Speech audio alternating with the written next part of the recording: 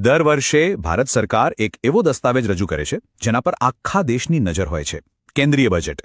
પણ આ બધા આંકડાઓ અને પોલિસીની વચ્ચે એનો યુવાનોની આકાંક્ષાઓ અને ફાઇનાન્સ માટે ખરેખર શું મતલબ થાય છે? ચાલો આને જરા ખોલીને સમજીએ. સવાલ બિલકુલ સીધો છે. શું એક મોટો સરકારી દસ્તાવેજ ખરેખર કોઈના પહેલા પગાર, કરિયરના નિર્ણયો કે પછી બિઝનેસના સપના પર અસર કરી શકે છે? વેલ, જવાબ જાણીને કદાચ થોડી નવાઈ લાગશે. ઓકે, તો ચલો આમાં ઊંડા ઉતરીએ. બજેટ આખરે છે શું એ સમજવા માટે સૌથી પહેલાં એની કેટલીક મૂળભૂત વાતો ફટાફટ સમજી લઈએ. એકદમ સરળ ભાષામાં કહીએ તો કેન્દ્રીય બજેટ એટલે દેશનો આખા વર્ષનો હિસાબ કિતાબ. સમજો કે આ એક રોડમેપ છે જે બતાવે છે કે સરકાર ટેક્સ દ્વારા પૈસા ક્યાંથી લાવશે અને પછી એને રસ્તા, સ્કૂલ અને હેલ્થકેર જેવી જગ્યાઓ પર ક્યાં વાપરશે. આને છે ને બે ભાગમાં વેચીને વિચારી શકાય. એક છે મહેસૂલી બજેટ, જે સરકારના રોજિંદા ખર્ચા જેવું છે, જેમ કે સરકારી કર્મચારીઓનો પગાર ચૂકવવો કે ઓફિસો ચલાવવી. અને બીજી બાજુ છે મૂડી બજેટ.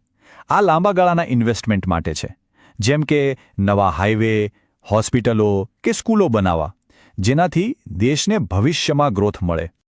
તમે ફિસ્કલ ડેફિસિટ અથવા રાજકોષીય ખાધ શબ્દ ઘણીવાર સાંભળ્યો હશે. આ સમજવું ખૂબ જ સરળ છે. સીધી વાત છે, જ્યારે સરકારની આવક કરતાં તેનો ખર્ચ વધી જાય તો એ જે ગેપ પડે ને એને જ રાજકોષીય ખાધ કહેવાય. અને આ ગેપને સામાન્ય રીતે લોન લઈને કે ઉધાર લઈને ભરવામાં આવે છે. સારું, તો હવે એ વાત પર આવીએ જે સૌથી વધુ મહત્વની છે.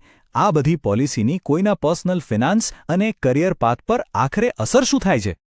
જરા આ આંકડા પર ધ્યાન આપજો. નવી ટેક્સ સિસ્ટમ મુજબ હવે 12 લાખ રૂપિયા સુધીની આવક પર કોઈ ટેક્સ નહીં લાગે. જે યુવાનો હમણાં જ પોતાની કરિયર શરૂ કરી રહ્યા છે એમના માટે તો આ બહુ જ મોટી રાહતની વાત છે. તો સીધી વાત એ છે કે આનાથી યંગ પ્રોફેશનલ્સના હાથમાં વધુ પૈસા આવશે અને આ વધારાના પૈસાનો ઉપયોગ બચત કરવા, ક્યાંક ઇન્વેસ્ટ કરવા કે પછી પોતાની જરૂરિયાતો પર ખર્ચ કરવા માટે થઈ શકે છે. અને હા, આનાથી ઇકોનોમીને પણ ફાયદો થાય છે. જુઓ, સરકારી ફંડિંગ ખરેખર જોબ ઓપોર્ચ્યુનિટીઝમાં કેવી રીતે બદલાય છે? સરકાર સ્કિલ ડેવલપમેન્ટ પ્રોગ્રામ્સમાં વધુ પૈસા રોકે છે. એનાથી શું થાય?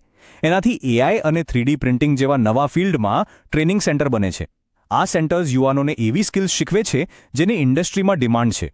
અને પરિણામ? વધુ સારી નોકરીની તકો. અને જે લોકો પોતાનો બિઝનેસ શરૂ કરવાનું સપનું જોઈ રહ્યા છે એમના માટે તો બજેટ ઘણી તકો લઈને આવ્યું છે. જેમ કે સ્ટાર્ટઅપ્સ માટે ટેક્સમાં છૂટ, પૈસા મેળવવામાં સરળતા અને ઓછા નિયમો. આ બધાનો મતલબ એ છે કે ભલે ફિનટેક હોય કે એગ્રીટેક, યંગ એન્ટરપ્રેન્યોર્સ માટે હવે પોતાના આઈડિયાને હકીકતમાં બદલવું પહેલાં કરતાં ઘણું સહેલું થઈ ગયું છે. ટૂંકમાં કહીએ તો આ બધી પોલિસીનો હેતુ એક જ છે, તમારા આઈડિયા અને તમારા બિઝનેસ વચ્ચેના અવરોધો ઘટાડવાનો. સરકાર રસ્તા સાફ કરી રહી છે જેથી વધુને વધુ યુવાનો નોકરી શોધવાને બદલે નોકરી આપનારા બને. બજેટમાં એજ્યુકેશનને ફ્યુચર રેડી બનાવવા પર પણ પૂરું ધ્યાન અપાયું છે. જેમ કે આર્ટિફિશિયલ ઇન્ટેલિજન્સ જેવા નવા ફિલ્ડમાં ઇન્વેસ્ટમેન્ટ, સ્ટુડન્ટ્સને સહેલાઈથી લોન મળે એવી વ્યવસ્થા અને ઇન્ડસ્ટ્રી સાથે જોડાયેલી ઇન્ટર્નશિપ સ્કીમ્સ. આ બધું એ સુનિશ્ચિત કરે છે કે સ્ટુડન્ટ્સ ભવિષ્યના જોબ માર્કેટ માટે એકદમ તૈયાર હોય. ચાલો હવે જરા ઝૂમ આઉટ કરીએ અને જોઈએ કે આ બધી પર્સનલ ઓપોર્ચ્યુનિટીઝ દેશના મોટા આર્થિક ચિત્ર એટલે કે બિગ પિક્ચર સાથે કેવી રીતે જોડાયેલી છે. આ એકદમ સીધું ગણિત છે. જ્યારે દેશની ઇકોનોમી મજબૂત હોય ત્યારે કંપનીઓ ગ્રો કરે છે અને વધુ લોકોને નોકરી પર રાખે છે. અને સરકાર જ્યારે ઇન્ફ્રાસ્ટ્રક્ચર જેવા મોટા પ્રોજેક્ટ્સમાં પૈસા રોકે છે ત્યારે એનાથી સીધી રીતે નવી જોબ્સ ઊભી થાય છે.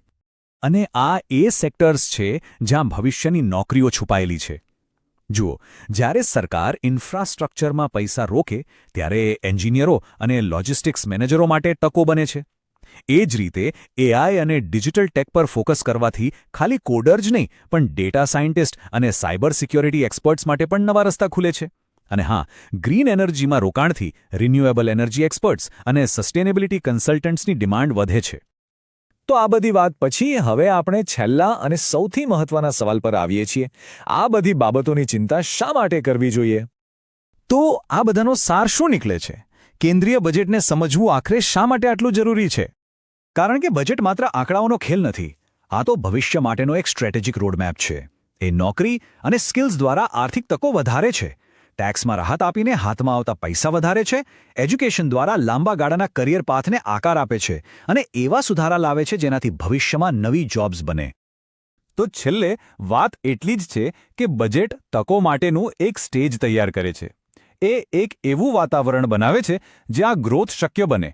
પણ એ સ્ટેજ પર પરફોર્મ કરવું, એ તકોનો ફાયદો ઉઠાવવો અને પોતાની કરિયર બનાવવી, એ તો આખરે વ્યક્તિગત પ્રયત્નો પર જ આધાર રાખે છે.